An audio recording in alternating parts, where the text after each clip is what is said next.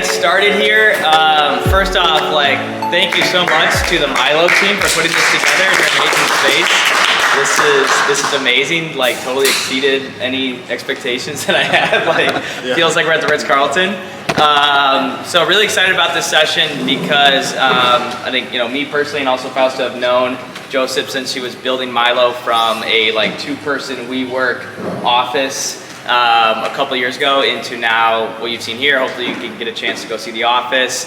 Over 50 employees, 25 here in Miami, and I think it's really important to share his story around how he's built a successful team and a successful company here in Miami. A lot of people say, oh, Miami, you can't build a big team there, or blah, blah, blah, all these different things, but Josip and Milo has done it here and committed to Miami, which I think is amazing. So Fausto's gonna lead kind of a fireside chat around that, and then we're gonna do some Q&A. So yeah, without further ado, take it away. Amazing, thank you. Yeah. Thank you, everyone. Josip, welcome to your own office. Yeah. I think one of the really funny stories with Josip, we both had an office at the WeWork, 7th floor, back in 2019, and I walk into the office and to his office, and I was like, hey, what do you guys do here?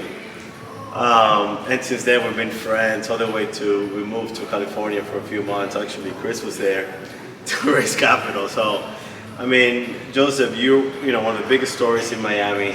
We're super excited to have this fireside chat today with the fellowship. Let's get started with the story. When was Milo first created? Why was it created? What's the mission? And walk us through that first day. Yeah. Well, it's great to be here with you. I think it's the first time we've done this, so yeah, lots of good memories.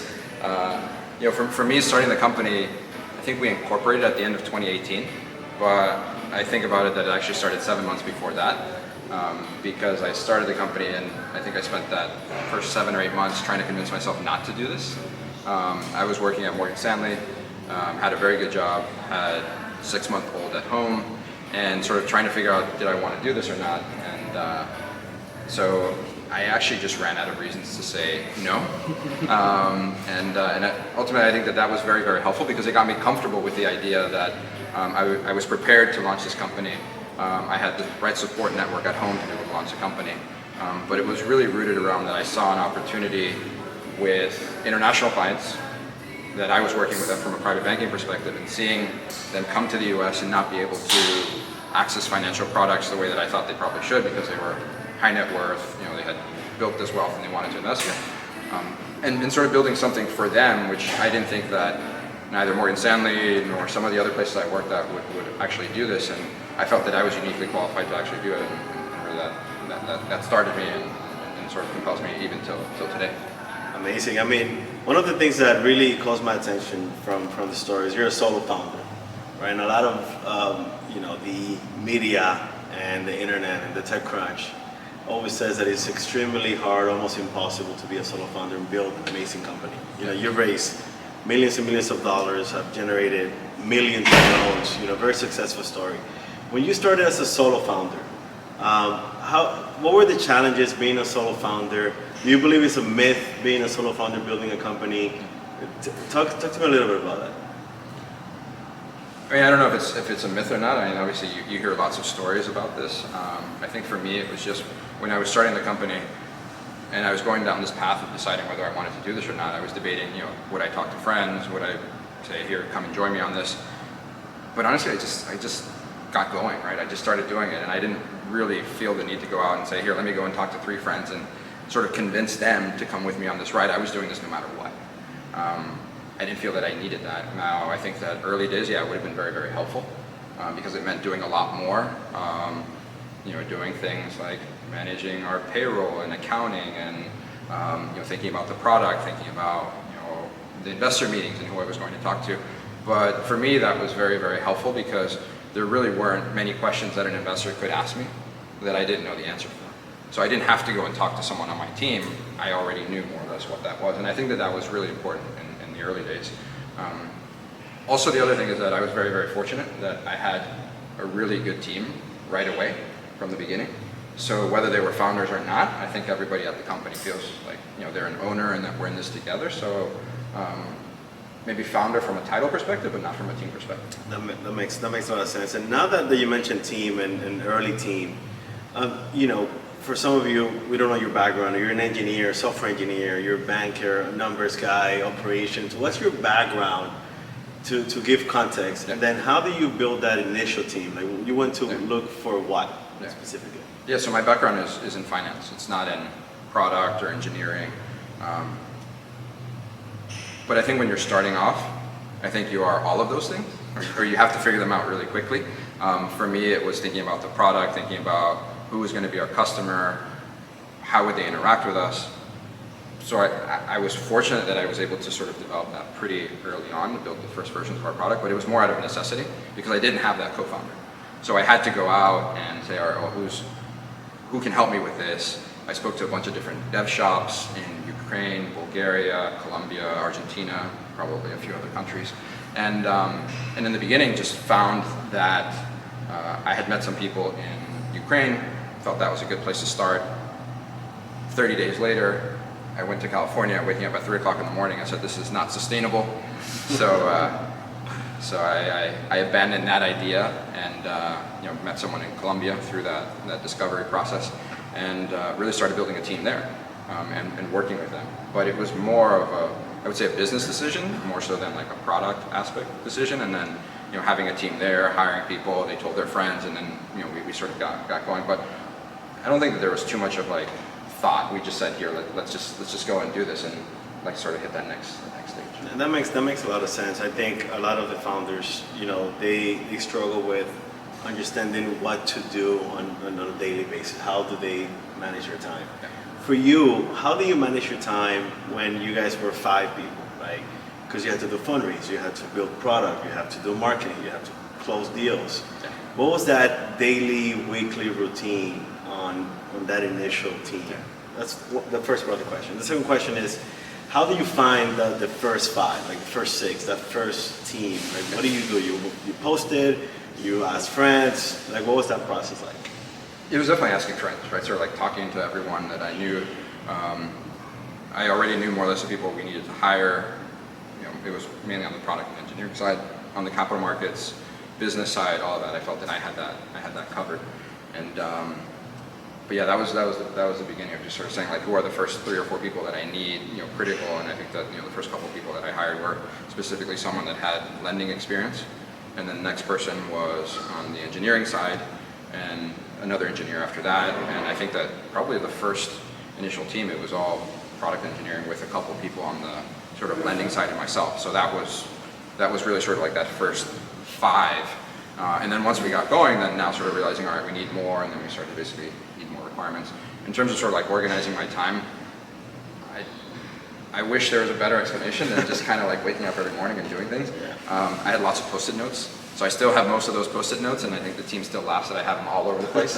I've got circa 2019 Post-it notes, one color, 2020 another color. I would religiously write all my notes in notebooks, and that's something that I've done through my whole career. So I actually can look at all of the ideas that I've had over the last sort of 15 years, and I stack all those notebooks and I keep them. All the decks that I've done, I also keep them there. Because it's important to sort of like look back and see like what was your thought at that point in time, or what did you think you knew, and then you go back later on and you're like, well, that was pretty crazy. That's not true. So. Now, one of the things, Joseph, we want to focus is in growing the team, building the culture, and everything around it. When you initially started and you hired those 5 people, and kind of everyone was doing their assignments and tasks, and you had to raise capital and build a product, and feedback. Were some of the early employees kind of replaced? Some of the stuff didn't work, or you still have the original 5? Okay. Let's talk about the things that can go wrong when building that initial. That's the first question. The second question: we're all local, remote. Do you think that matters at all? I think it matters. I think for me, the majority of the team actually was in Colombia. So we set up an office in Colombia and Cali. That was around just sort of the engineering function. So there was a communication cadence with them. It was very different in the early days because it was easy to communicate with everyone. Then after that, as the company grew, it became harder to talk to every person. Of the team that's there, I would say that a majority of them are. which I think is an accomplishment in its own right, because most companies, I think, they inevitably change. I think for us, probably from the early days, it changes every 6 weeks or so, where it feels very, very different. And then, just like I'm learning, the team is learning, and then, the moment you think you have it figured out, it changes again. So I think that's the constant. But the biggest thing is, having people that are good, that don't have an ego around like what they think they need things to be, and and from my perspective as well, I think it's people that can adapt and be okay with change. I think the people that need to know everything at all points in time, I think those are the people that it's very hard, because there's only one thing that's constant in the startup, and that there will be change. And Joseph, you mentioned the culture and the ego. Can you speak a little bit about Milo's culture, like what the foundational, the values, and how do you use those values to hire, to push your team? Can you speak a little bit about that? Yeah, and I think culture is something that we always thought about, very, very early on.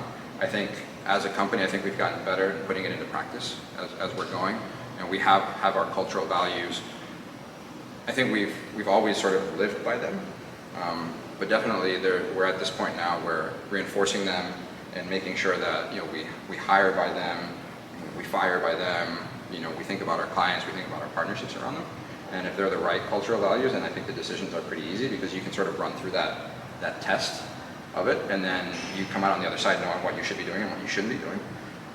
In the beginning days, we had them written out, but we didn't really talk about them much, maybe because the team was smaller. Yep. And indirectly, right, you're so busy, so you're not actually thinking. I think now we're actually finding ourselves that we're trying to basically reinforce it a lot more. And what is that cadence to, first of all, what are some of the exercises to build the culture, right? To build the values? And how do you reinforce them on a weekly, monthly? Is there a process to this, or?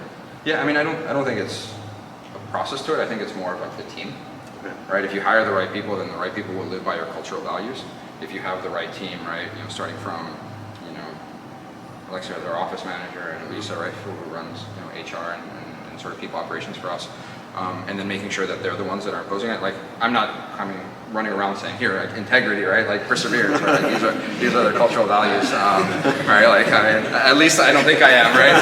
Maybe my team can say that, but we're just gonna start like doing it on loudspeaker, one word a day. yeah, like, sort of like say it. So I don't think we do that, but I think that I think it's little things, right? Like right now, we actually made them much more visible. I think everybody knew them, but now when we're actually doing things like every quarter, we have awards for who are the employees that actually embody those, and sort of making it a point, because it is that important. And if you don't think about culture and you don't do those little things, then your culture will be whatever the culture is. But I think culture is embodied by the people in your team, and less so than words on the wall. That's amazing. I think that's, we had questions in the last week about culture, team. And I think one of the things, Joseph, that I want to ask you, one of the things that impresses me personally is the talent that you have attracted to Milo. I mean, it's, amazing talent from all over the world. I mean, I've known stories.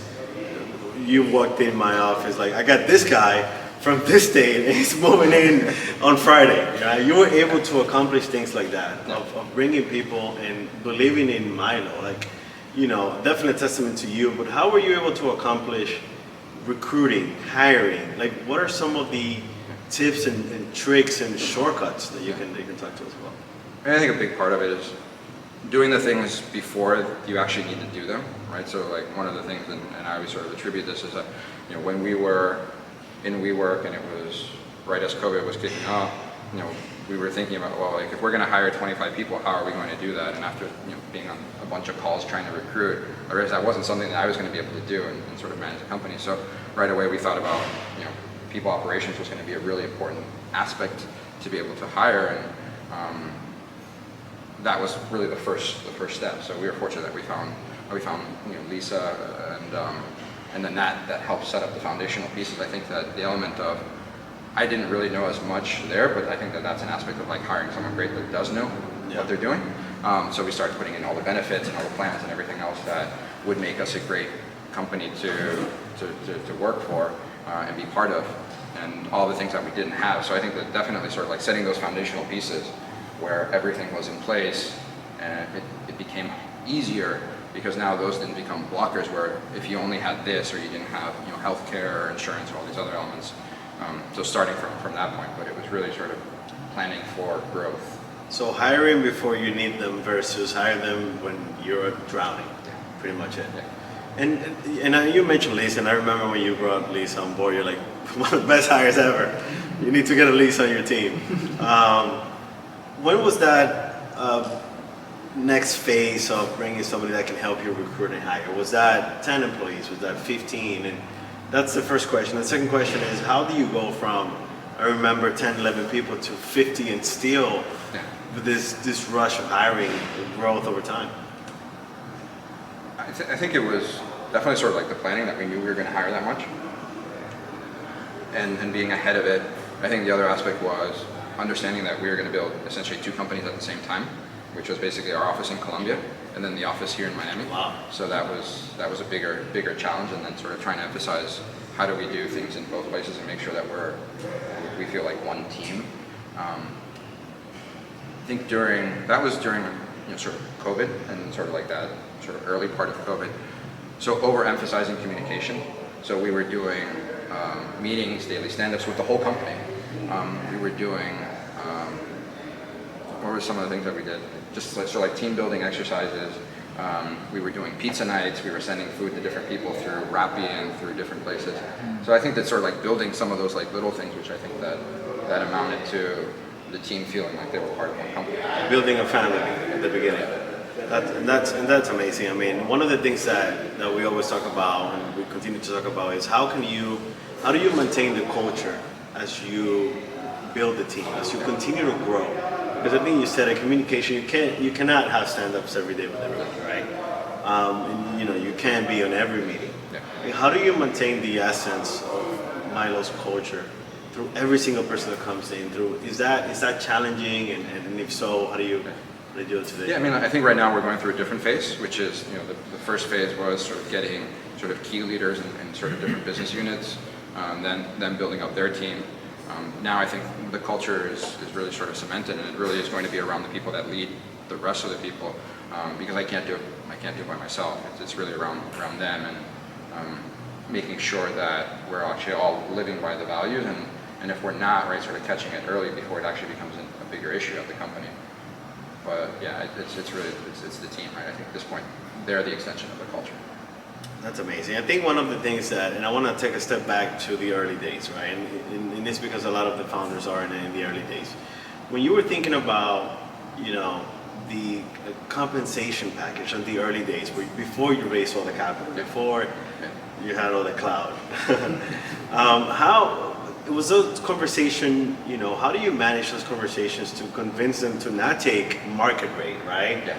To take equity, to take sweat equity, and to believe. What was it like, and do you have any lessons from those days? Yeah, I mean, I think that there are definitely lessons. I mean, I think that we clearly made some mistakes pretty early on with certain people and not managing expectations and not sort of being very clear. I think sometimes when you start off and you say, well, you'll sort of get to it, you'll kind of figure it out, but then there's your perspective, it's their perspective, and then ultimately there's the truth somewhere in the middle, and people interpret things. So I think that we definitely had some challenges around, how do you think about titles, and how do you think about what the right compensation package is, and ultimately if there's only one person doing it, then I guess they're the head of whatever they're doing.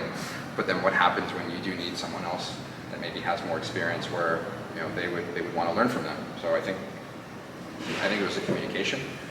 I think definitely having structure and thinking about from people organization and sort of setting that foundation after that. I think we definitely thought a lot more about bands and where we were and sort of market and then trying to get that right, because I think that getting it wrong, which is tough in the beginning because you just have to kind of go with it and try to get the best people that you can.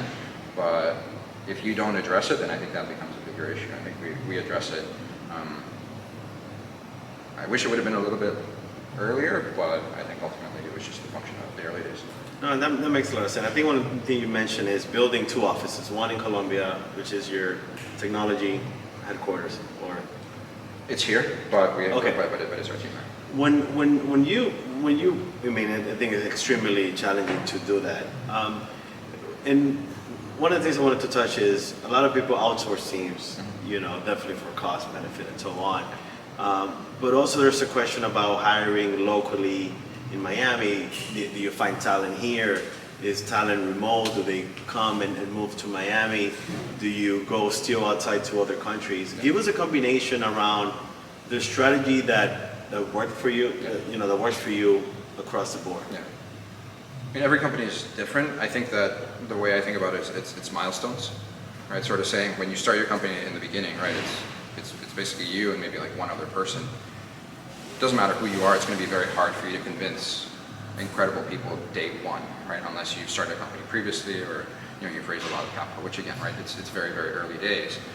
So you end up in this situation where you have to find the best people that you can work with to continue to sort of like move the goalpost. And then after that, you start to think about, all right, well, like who else do you need on the team? And then you sort of move the goalpost. And I think you start to get better and better people over time. And then hopefully those better people help, your early employees and ultimately you become much better as a company and as a team. But I think everybody always says, well, if I only could get that magic, 10x engineer day one, right? That would be life-changing to the business. The reality is, no, that might be life-changing for that particular thing that you're trying to build, but you still have to build a company. You still have to build a business. You still have to be able to find out who your customers are. How do you locate them? What do you sell them? What's the actual product? You still need to basically validate all of that. Yeah. And you could do that with varying levels of expertise and disciplines. Because I think in the beginning the biggest part is just effort, right? That's the first thing, right? Just do more, right? Like will your company into existence. And what was the hardest, the most difficult hire, the most difficult hire that you had to do through any stage that you remember? You need this person, you can find them. Like what was that one position that you struggled most? Yeah, I mean, I think for me it continues to be head of product, right? I think that's the hardest one. And probably so because I am solo founder, right? I've had so much from decisioning around like what products we're doing, how we're building it, why we're building it. I'm a little OCD with pixels and colors and things like that. So I think that's been a challenge, but I think it's a challenge because that's a difficult hire, and I think in any industry. I think it's probably harder just because of me as a CEO and founder of this particular company, but I'm hopeful that someday I'll find it, or her, right? That's awesome. Do you want to open up? Right, Lisa, we're going to find him eventually? Should we open up the floor for questions? Yeah. Yeah. Bring up some questions, make it more conversation. Yeah. For sure. I have a question. Sure. So, Will Johnson over at Intelligence. Likewise. So, I wanted to know, you said you're a solo founder. I wanted to know if you had any advice about once you had no experience with letting anybody else pitch your company.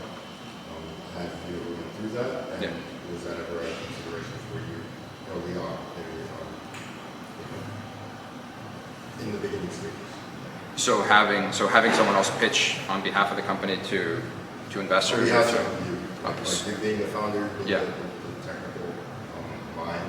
Have you ever had somebody? Just in general, or to raise capital specifically? To raise capital. Yeah. So I did something in the beginning where I went on a couple trips with someone from my team, and I actually found it to be more confusing because then we had to decide who was going to say what and when, and it just became this sort of like mashup of ideas. Then after that I stopped doing that. The advice I had gotten is go into your meetings with decks and pitch books and plan everything out, and we laughed a lot about this, and eventually early days that process of creating a deck was for me to frame my thoughts, but I ended up just having it be very, very conversational because the aspect of raising capital and all of that, it's a relationship aspect. The deck doesn't really matter. The reality is that most of the things that you say in there you're probably not going to be able to do, and even if you do, then they're probably going to change, and that's not why they're investing. They're investing in you, and that you can kind of figure it out over time. But it didn't work out well for me when I let other people talk about what we were going to build as a company. Okay. No. My name's Colby.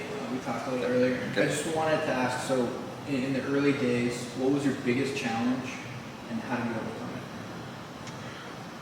I think it was the early day challenge, and it probably still is today. It's the prioritization aspect. I think that's probably the hardest thing, is figuring out what are the things that you're working on and what are the things that you're not working on, because the list of what you could do is always so much larger than what you can actually physically do. So I think it's definitely that sort of breaking out your time and trying to be very, very disciplined around, like, if you can only do 3 things, what would they be? And I think that is also the challenge of being founder and then managing the team, is that how I think about things, I'm thinking about the 55 next things that we could do, but then making sure that I can speak to my team clearly, and then they know exactly, well, what are the next 3 things to do, and make sure that they understand that we're not trying to do 55 things all at once. I think echoing from that question, Joseph, another amazing question is, you see the whole vision of all the products you want to build, right? But sometimes is it difficult to, not difficult, do you take the approach of explaining the entire vision, the roadmap? Do you give phase by phase because you understand things change? How do you approach that journey with your team? Yeah, I mean, I think it depends with who on the team. I mean, I think part of my own personal process, and maybe this is because I don't have a co-founder, is that for me, the way that I think through ideas is that I need to talk to a bunch of different people about it, and I like to get sort of this 360 review of the idea with different perspectives. And I think that's always a challenge, is that if I'm talking about it, it may not mean that we're actually going to do that, but it's just part of my process. And then sort of coming back and saying, yeah, this is what we're actually doing. And that's something that I've had to sort of think through that a lot. And is that the best way? But I think it's important because it loops in the team and everybody, and sort of thinking around what we're doing, and It makes a lot gives of me a sense. different angle. It makes a lot of sense. When you started building the team, did you start off outsourcing and then move into play base, or did you from the get-go do play? And then what did that phase look like, that phase of the team? Yeah, so it was the first sort of 30 days with that team in Ukraine, and sort of spending time with them in the morning with the designer, seeing what they came back to me with, and then doing it all over again. Sort of was the first sort of 3 to 4 weeks, and realizing that that's really not that efficient. I think we could have built something, but one of the things I realized is that whatever it was that we were building, it was going to have to iterate, it was going to have to change. And I didn't feel that process, it was good to basically get a basic product out there, but it was going to change. So we decided to basically build our team right away with the team in Colombia. I think that the element of what was beneficial was it was the same time zone. We made it very clear that, and they worked for us. They weren't an outsourcer or an agency, right? They were our employees. So whatever we were discussing, they knew what we were working on and coming up with the ideas of what we were actually building. So I was giving them the framework, but it was our team, and we did do some things with the designer. And I know you remember the designer that we had. You'd come in and look at the mock-ups. So that was something that worked out well, because we were able to sort of speed up some of the design way before the actual development, and that was helpful. But outside of that, it's been our team. And that was just to follow up on that. That was post funding, or did you hire to get funded? Yeah, so I actually, when I started the company, I actually raised some capital in the beginning. I think that was something that I was able to do because I had spent some time already working in finance, and I had a network to be able to do that. And it really came down to most of the people that knew me. They said, well, if you're crazy enough to leave everything and what you're doing to go do this, then we actually want to be along for the ride and sort of help you. I also made it very, very clear to them that it was probably going to fail. So assume that whatever money, So whatever money you gave me, assume it's going to zero. And if it actually turns into something, then great, we'll have a beer. Yeah. Is that from the family? I think it was friends. I think it's people that I reach out to. It actually wasn't anybody from Miami. So I know we can touch a little bit upon that. But it was people that I felt could be really good advisors to the company, and maybe some other people would have been happy to give them equity. I actually didn't feel that would make sense. I had them invest, even if it was a smaller amount of capital, because I felt that was the only way they were going to care. And I think that was really, really important in the early days, because I didn't have a founding team, but I had this set of angels that were very successful, and I could bounce off ideas with them. And so with them right in the beginning, and then after that, sort of getting some traction and then raising around. As your team started growing and responsibilities are trickling across team members, how did you learn to like shift your mindset? When you're a solo founder, like you're responsible for everything. Yeah. I personally feel like a control freak sometimes, and I know that's not path to success. Yeah.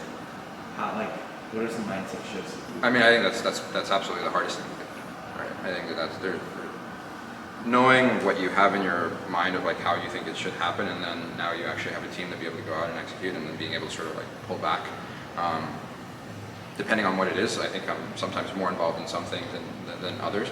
But I think this next phase for me is figuring out how do I fire myself from as many things as possible at the company if we're going to be successful. So I know that. I think obviously first step is recognizing you have a problem, and then after that being able to do that. But it's definitely it is a challenge, and I think that I think if you figure it out and you have the right people, then you can be very, very successful.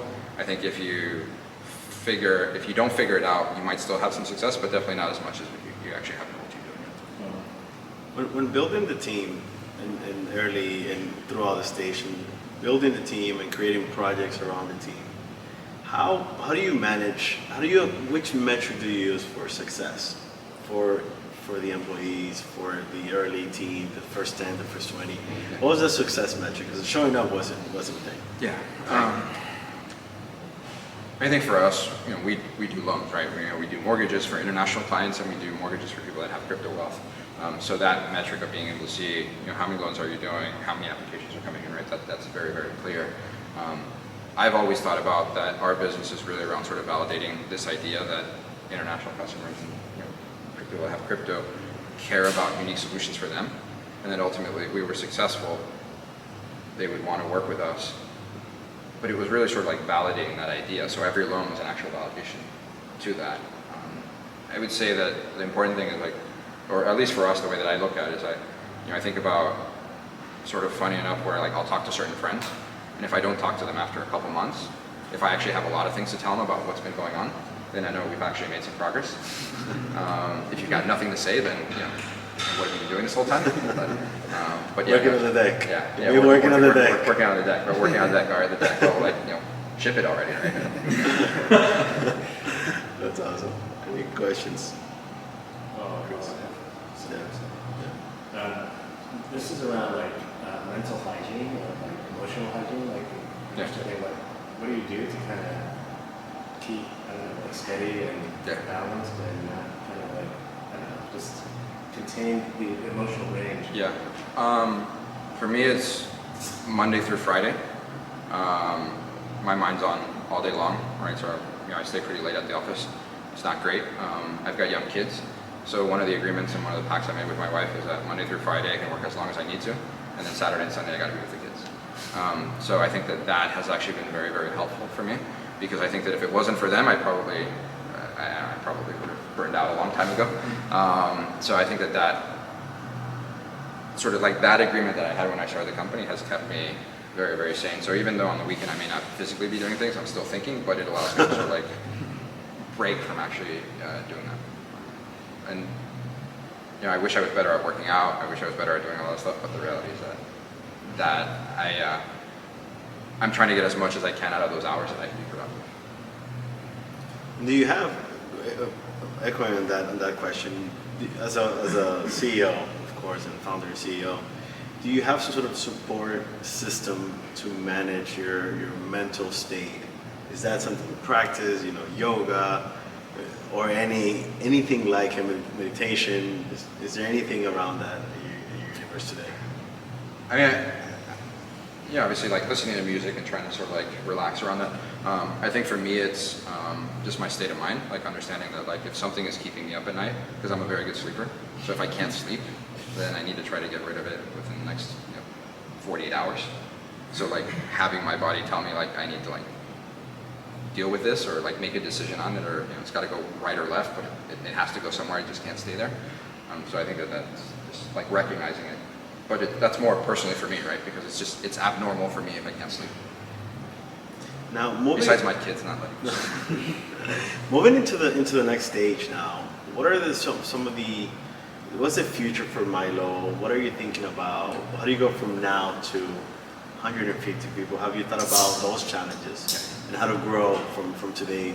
Because I assume the investors and everyone around it that's the expectation around it. Yeah, I mean, I think for us, we started off with this very singular focus of helping international clients get mortgages into place. We knew that that wasn't where we wanted to basically stop. And we wanted to basically launch other variations of mortgages, other products, and other elements around that. Now we're going through this very critical phase that we're actually extending into other products. Crypto loan, there'll be some other things that we're working on. So becoming much more from a singular product to an actual platform. So we're in this really interesting place to actually start transitioning the team with that. And thinking about like even how the team is structured and then what does that mean within that. I would say that the other element is, we want to grow, but we all know what's happening in the world right now. So basically having it be very measured and saying, can you actually grow into what you're offering? And really trying to run your business where if you had no more investors, could you still be able to survive? Because I think a lot of what gets lost all the time is when you think about like raising money, right? People interpret it as raising money. I actually interpret it as, no, we're actually selling some of the company, right? Because you're selling it for some value and an investor's coming to you and say, I think your company's worth X. Well, I may agree or I may disagree with you, right? A year ago, right, people were willing to pay a lot for companies. I think today they're willing to pay less for it. So we're very focused on what are the products that we're offering? Do they make sense from a consumer perspective? Are they priced accurately? Does our team know about them? Can we actually sell them? But really just focusing on that with sort of going vertical. That's amazing, and I think one of the things that we want to learn, and I want to learn, is you put a posting or you recruit somebody, and that person comes in for an interview. Like, what is that process like to become and to become a Milo employee? Like, what is that? Is it an interview by the team lead? You interview. Is it a group process? Like, what is that process of getting hired? And then what is the process of a complete onboarding on training? Is that something that you guys talk about to make it scalable? Right? Yeah, and I think the first thing is trying to figure out where's the requirement. Like, is there a need for that particular person? And if there is, there should be a very clear job description about it. So I think that's part of a little bit of the process that's in place to say, all right, what are we looking for? Who is involved in that process? And then, whoever that first touch point is, making sure and sort of like recalibrating, making sure that those are the right needs like for that particular role. And then sort of running through the process and bringing them in, right? I think that was one of the things that we definitely do all the time. If there's a candidate and they're not here, like, we got to bring them into the office. We got to meet them. Like, I think that hiring without ever meeting someone in person, it can work, But it cannot. but that's not the way that I chose to build this company, right? I think that you can build remotely and you can do that, and I think that's great.